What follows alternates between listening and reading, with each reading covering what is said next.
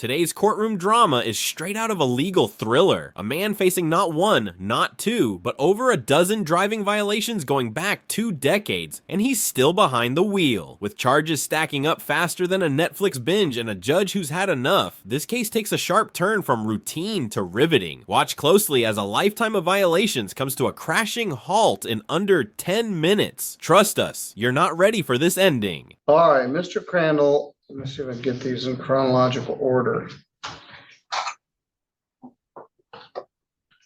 got stopped for driving suspended, second offense, and filed 25791 ST on April 25th.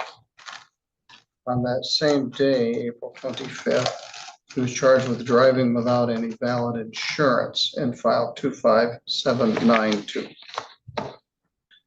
Then on April 13th, he was again charged driving without any insurance and driving with a suspended license. That's 25904 SM and 905 ST. Then, just for extra measure, he got a new charge of driving suspended on June 26th. And improper play of a registration plate.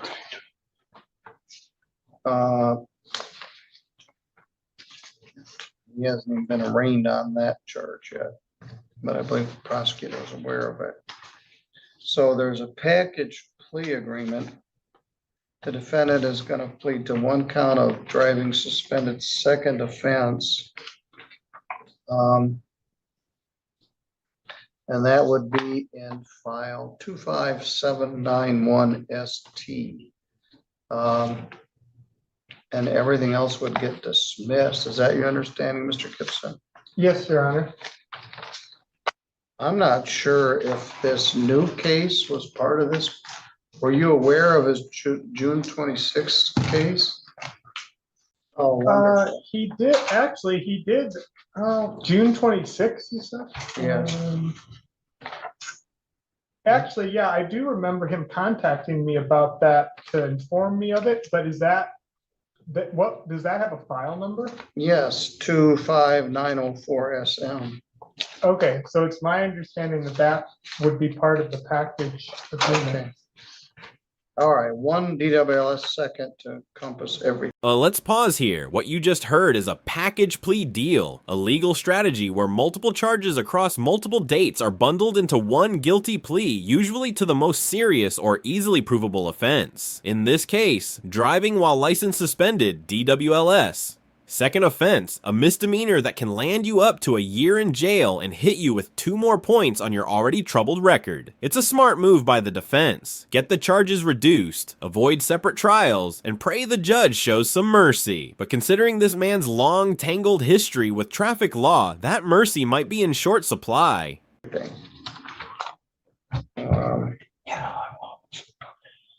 about all of it? Okay.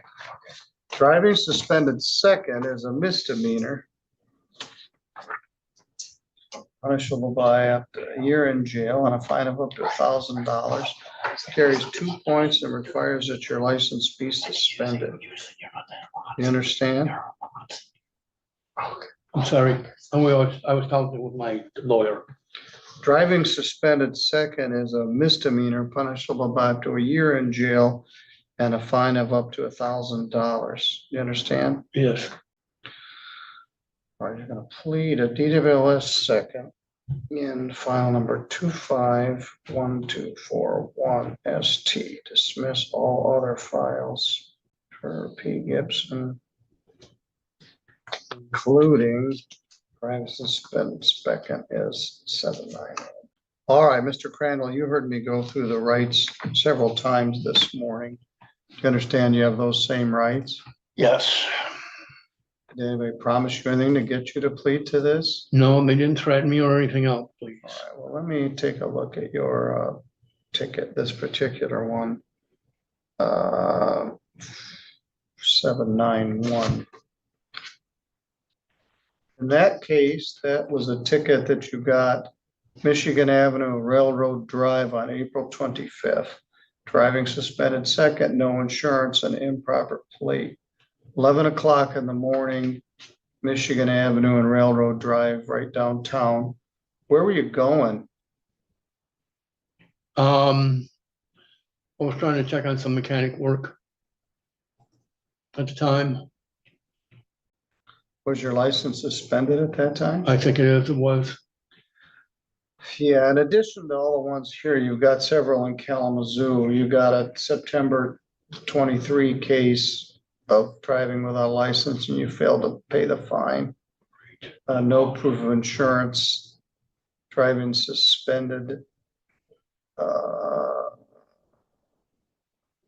3/11 of 18, driving suspended, failed to pay a license 2016. And then these all right in a row.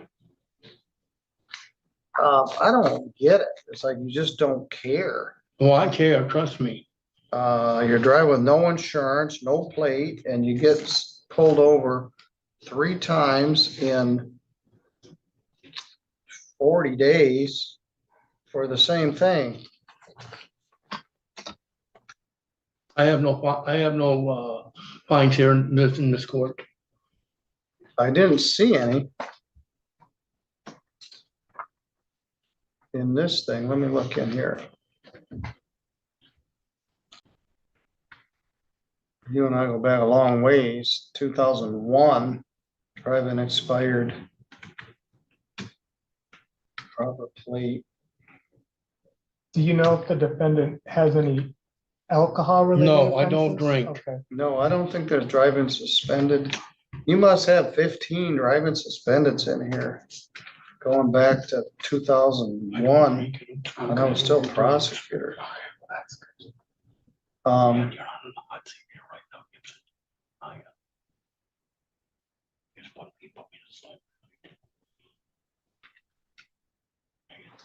You got defaulted on the registration plate, but that's gonna be dismissed. I just don't get it. All right, Can I explain? yes, My wife is dead. She's been dead for 10 years. I'm the only one where I'm at. yes, and you told me that when I met you the last time. Yeah, yes, and it still goes. Yes. All right, well, I got that, no family. yes.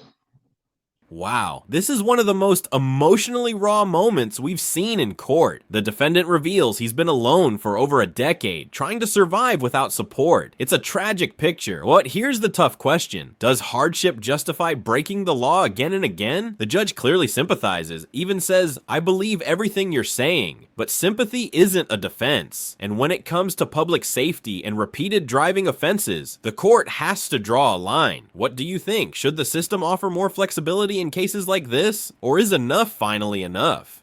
You think I'm lying to you? I'm not. No, I believe everything you're saying, but that doesn't give you the right to just keep driving with no insurance and no plates, and you get arrested, you bond out, you get arrested, come back. They dismissed everything except this one year offense. They don't want me to put you in jail for 1 year. They give you a $75 crime victims' right fee, a $50 state minimum fee, $125 due by August 31, 25. You're going to jail for 7 days, starting right now. I'm going to jail? Yeah, yes. You're gonna stop driving a car. You owe me 125. You got unpaid tickets in Kalamazoo. You must have 12 prior driving suspended charges. You get 3 in 50 days. Yeah, it's time for jail. You've worked your way up this calendar to the top of the list. 7 days in jail, you'll get a day of good time. You owe me $125 when you get out. You can go with the court officer. Stand up, sir. Put your hands behind your I back. don't have money right now. You don't need any money right now. You just need to go to jail. Hands behind your back. And reach your hands further behind your back.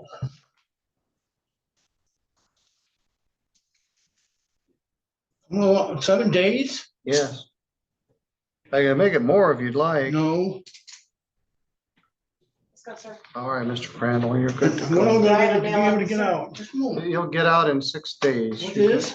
Yes, today's Friday. You'll probably get out next Thursday. Let's go. Do you have a pet? Yeah, I got 3 of them. All right, we're gonna let you make a phone call, somebody to take care of your pets. $5 by 8:30. In the end, justice was served, with compassion, but also a firm hand. The judge issued 7 days in jail, citing over 12 prior suspensions, including 3 offenses in just 50 days. The plea deal wiped the slate clean on the rest, but the message was clear. The road has run out. For viewers, this case is a stark reminder that repeated non-compliance catches up, no matter your intentions. It's a mix of real-life struggle, legal limits, and human accountability. If you found this case as shocking as we did, make sure to hit that like button, drop your thoughts in the comments, and subscribe for more jaw-dropping courtroom breakdowns. We've got more real justice, real drama, and real stories coming your way.